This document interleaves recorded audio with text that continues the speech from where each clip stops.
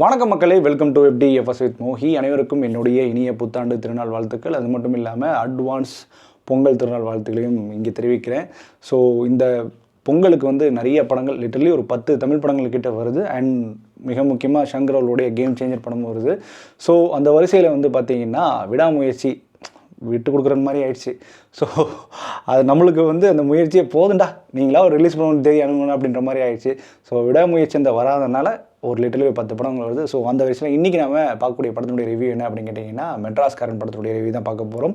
இந்த படத்தை டைரக்ட் பண்ணியிருக்காரு வாலி மோகன் தாஸ் அவர்கள். அண்ட் இந்த படத்தை லீட் பண்ணியிருக்காரு ஷான் நிகம் அவர்கள். அண்ட் நிகாரிகா, கலையரசன் பண்ணியிருக்காங்க, ஐஸ்வர்யா அவங்க பண்ணியிருக்காங்க. அண்ட் பாண்டியராஜ், அப்புறம் வந்து கருணாஸ் அவர்கள் பண்ணியிருக்காங்க, கீதா கைலாஷ் அவங்க பண்ணியிருக்காங்க.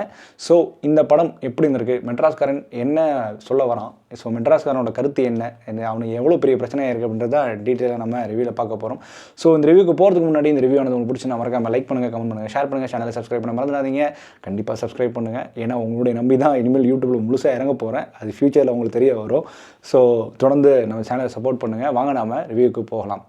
ஸோ மெட்ராஸ்காரன் படத்தினுடைய கை சுருக்கம் என்ன அப்படின்னு கேட்டிங்கன்னா, ஷான் நிகம் நம்ம ஹீரோவுக்கும் ஹீரோயினுக்கு வந்து கல்யாணம் ஆக போகுது. ஸோ அவங்களுக்கு வந்து லவ்லாம் பண்ணிவிட்டு தன்னுடைய சொந்த ஊரில் வந்து அவர் வந்து கல்யாணம் பண்ண ஆசைப்படுறாரு. அது வந்து புதுக்கோட்டையில் கல்யாணம் பண்ணணும் அப்படின்ற பட்சத்தில் புதுக்கோட்டையில் வந்து அவர் வந்து காலையில் ஒரு வேலை விஷயமா, ஒரு நகை வாங்குற விஷயமா அப்படி நகர்ந்து போகிறாப்புல அப்போ வந்து கார் தெரியாமல் வேறு ஒரு பைக்கில் அடிக்குது. இங்கே வந்து பார்த்தீங்கன்னா கலையரசனோட பைக்கு, கலையரசன் வேறு ஒரு விஷயமா ஒருத்தரோட கையை வெட்ட போகிறாரு. ஸோ அந்த சுச்சுவேஷனில் மீட் பண்ணுறதுனால அவங்க ஆல்ரெடி ஒரு கிளாஷ் ஆகிடுது. அப்போயே வந்து கலையரசன் பிடிக்காமல் போயிடுது. அடுத்து வந்து ஒரு சுச்சுவேஷன் என்னன்னா, இவர் வந்து கார் ஓடிடும் போது ஃபோனுக்கு தவறி கீழே விழுந்தனால, தன்னுடைய அம்மாவோட பேசிகிட்டு இருக்கும்போது கீழே விழுந்தனால என்ன ஆகுதுன்னா, ஒருத்தவங்க மேலே வண்டி இடிச்சிடுறாரு. இடிச்சது யாரு கேட்டிங்கன்னா ஐஸ்வர்யா தத்தா, அதாவது கலையரசனோட மனைவி. அவங்க வேறு ப்ரெக்னென்ட் இருக்காங்க. அவங்கள போய் ஹாஸ்பிட்டல் அட்மிட் பண்ணுறாங்க. ஸோ தான் வந்து இடிச்சேன் அப்படின்னு சொல்லிட்டு அவரே கூட்டு போய் அட்மிட் பண்ணுறாரு. ஆனால் அதுக்கப்புறம் தான் அவருக்கு நிறைய லைஃப்பில் ஏகப்பட்ட பிரச்சனைகள் வருது. ஸோ அதனால் நிறைய விஷயங்களை இழக்கிறாரு. ஸோ இழக்க அவர் இழந்ததில் மீண்டு வந்ததா, என்ன ஆச்சு அப்படின்றதோட கதையோடு தான் இந்த படம் நகரப்படுது. இந்த படத்தினுடைய பாசிட்டிவ் நெகட்டிவ் பற்றி பேசுவோம். பாசிட்டிவ் பொறுத்த வரைக்கும் இந்த படத்தில் நடிச்சிருந்த எல்லா நடிகர்களும் ரொம்பவே சிறப்பாக நடிச்சிருந்தாங்க. எஸ்பெஷலி பர்டிகுலராக சொல்லணுன்னா ஷான் நிகம் அவரோட நடிப்பு ரொம்பவே சூப்பராக இருந்தது, ப்ரில்லியண்ட்டாகவே இருந்தது. ஒரு சீக்வன்ஸ் வந்து பார்த்திங்கன்னா, இன்டர்வலுக்கு முன்னாடி ஒரு ஹாஸ்பிட்டல்லேருந்து வெளியே வரணும். அதாவது ஒரு விஷயம் சொல்லிவிடுவாங்க. அப்போ வந்து வெளியே வரும்போது வந்து கொஞ்சம் தூரத்துலேருந்து வெளியே வந்துட்டு அவருக்கு என்ன பண்ணுறதுன்னு தெரியல, தன்னோட லைஃப் போச்சு அப்படின்ற ஒரு சுச்சுவேஷன். அது மாதிரி அந்த பொண்ணை நினச்சி ஒரு ஃபீல் பண்ணணும், அந்த ஒரு சுச்சுவேஷன். அது எல்லாத்தையும் பேலன்ஸ் பண்ணி தன்னுடைய நடிப்பில் ரொம்ப அழகாகவே கொண்டு வந்திருக்காரு ஷான் நிகம். ஸோ அதுக்காகவே அவர் பாராட்டலாம். அதுமாதிரி ஸ்டண்ட் சீக்வன்ஸும் சரி வந்து ஒரு இயல்பான ஒரு நடிப்பை தான் நான் பார்த்தேன். ஒரு ஸ்டண்ட்டாக மாசாலாம் அப்படின்னு கொடுக்காம அவரோட வே ஆஃப் ஆக்டிங் இந்த படத்தில் ரொம்ப இயல்பாக நடிச்சிருந்தார். ஸோ அதுக்காகவும் அவர் பாராட்டணும். ரொம்ப இயல்பாகவே இருந்தார் கேரக்டர் படம் ஃபுல்லாகவே. பட் என்ன ஒரு விஷயம்னா, அவருக்கு வந்து தமிழ் வர்றது ரொம்ப கஷ்டப்படுறாரு. தமிழ் பேசுகிறாரு, ஆனால் படத்தினுடைய டைட்டில் பார்த்தீங்கன்னா மெட்ராஸ்காரன். ஒன்று மெட்ராஸ் பாஷை பேசணும். அதாவது சின்ன வயசுலேருந்தே மெட்ராஸுக்கு வந்து வேலை பார்க்க இருக்காங்க. பட் புதுக்கோட்டையில் வந்து தன்னோட சொந்த ஊரில் கஷ்டப்பட்டு வந்தனால தன்னோட சொந்த ஊரில் வந்து கல்யாணம் பண்ணணும் ஆசைப்படாது. ஓகே, ஒன்று புதுக்கோட்டை லாங்குவேஜ் வச்சு ஸ்லாங் பேசணும், இல்லைனா மெட்ராஸ் லாங்குவேஜ் பேசணும். 2 ஸ்லாங்குவேஜ் பேசாமல் வந்து பார்த்திங்கன்னா மேட்ரு என்னென்னா, அவர் வந்து மலையாள வாசத்து வந்து தெளிக்கிறாரு தன்னுடைய பேசும்போது. ஸோ அட்லீஸ்ட் டப்பிங்காச்சும் சேஞ்ச் பண்ணியிருக்கலாம். டப்பிங் மூலியமாச்சும் கொஞ்சம் கொடுத்துருக்கலாம். டப்பிங் வந்து அவரே தான் பேசியிருக்காரு. பட் அந்த பேசும்போது நிறைய மலையாள வாசம் பேசுது.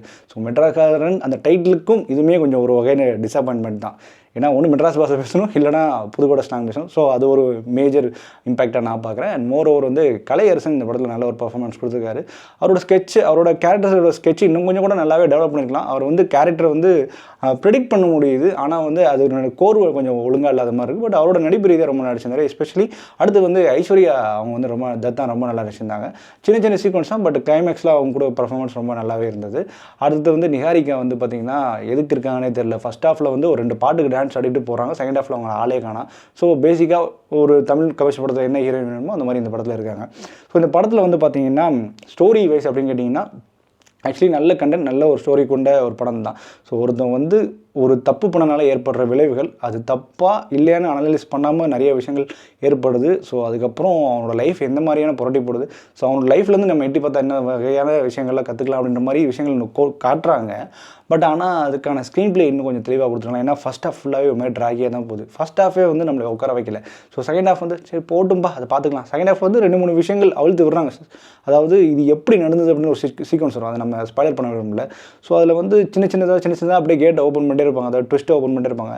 பட் அது ஒரு சில டைம் வந்து ப்ரெடிக்டபிளான ட்விஸ்ட்டாக இருக்குது. பட் வந்து அதுக்கான வே ஆஃப் ஸ்க்ரீன் ப்ளே இன்னும் கொஞ்சம் நல்லாவே நரேட் பண்ணியிருக்கலாம். அந்த செகண்ட் ஹாஃபே கொஞ்சம் ரொம்ப லென்த்தியாக இருக்குதோ அப்படின்ற மாதிரி ஒரு ஃபீல் கொடுக்குது. ஸோ ப்ரெடிக்டபிளான ஒரு செகண்ட் ஹாஃப் ப்ளஸ் ஒரு சில விஷயங்கள் வந்து ப்ரெடிக்ட் பண்ண முடியாது தான். ஆனால் ஸ்க்ரீன் ப்ளே இன்னும் கொஞ்சம் கூட நல்லாவே அதுக்கான உயிர் கொடுக்குற மாதிரி ஸ்க்ரீன் ப்ளே இருந்தால் நல்லா இருக்கும். ஃபஸ்ட் ஹாஃபே நம்மளை வந்து ஒரு மாதிரி ரொம்ப ட்ராக் ஆகுது. எதுக்கு இது பாட்டு இந்த படத்தில்? அது மட்டும் இல்லாமல் ஏஆர் ரஹ்மான் சாங் வச்சு போட்டு குழப்பி விட்டுருப்பாங்க. அது எதுக்குன்ற மாதிரி இருந்துச்சு. சாம் சிஎஸோட பின்னணி இசை நல்லா இருக்குது. பட் வந்து பெருசாக பாடல் இந்த அளவுக்கு பெருசாக எடுபடலை. ஒரு சிச்சுவேஷன் சாங் ஒன்று வரும், ஒரு மாதிரி சேட் சாங் மாதிரி, அது மட்டும் கேட்குற மாதிரி இருந்தது. மற்றபடி வந்து பார்த்திங்கன்னா இன்னுமே ஸ்டோரி வைஸாகவும் சரி, ஸ்க்ரீன் ப்ளே வைஸாகவும் நிறைய விஷயங்கள் இன்னும் இம்ப்ரூவ் பண்ணியிருக்கலாம். மோரோவர் வந்து இந்த படத்தில் லாஜிக்லாம் பார்க்கவே கூடாது. கொஞ்சம் லாஜிக் வந்து அத்துமீறல் கொஞ்சம் இந்த படத்தில் நிறையாவே இருக்குது. திடீர்னு வந்து கொல்றாங்க, திடீர்னு வந்து அடிக்கிறாங்க. ஆனால் போலீஸ் எப்போ வருது பார்த்திங்கன்னா எப்பயும் போல் லேட்டாக வருது. ஒரு சில நடுவில் வந்து பார்த்திங்கன்னா கொஞ்சம் நாளாகவே போலீஸ் வந்து கொஞ்சம் டக்குனு பெல் அடித்தா வந்துடுவாங்க. பட் இந்த படத்தில் வந்து பழைய சிச்சுவேஷன் கொண்டு போயிட்டாங்க. அதாவது போலீஸ் சொல்லி ஒரு 2 நாள் கழிச்சா வராங்க.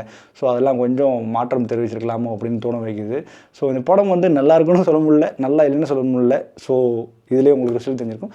இந்த படம் வந்து என்னை பொறுத்த வரைக்கும் ஒரு ஆவரேஜான படம். ஏன்னா இன்னும் நல்லாவே பண்ணியிருக்க வேண்டிய படம். ஸோ நிறைய விஷயங்களில் வந்து தட்டு தர மாதிரி தான் இந்த படம் வந்து அப்படி இப்படின்னு வந்திருக்கு. பட் இன்னும் கொஞ்சம் ஸ்டோரி வைஸாக, ஸ்க்ரீன் ப்ளே வைஸாக நல்ல ஒரு இம்ப்ரூவ்மெண்ட் கொடுத்துருக்கலாமோ, மிஸ் பண்ணிட்டாங்களோ அப்படின்னு தோண வைக்குது. அதனால் இந்த படத்துக்கு வந்து ஒரு ஆவரேஜ் ஃபிலிமாக கருதுறேன். அண்ட் இந்த படத்துடைய ரேட்டிங் என்ன அப்படின்னு கேட்டிங்கன்னா 5க்கு 2.75.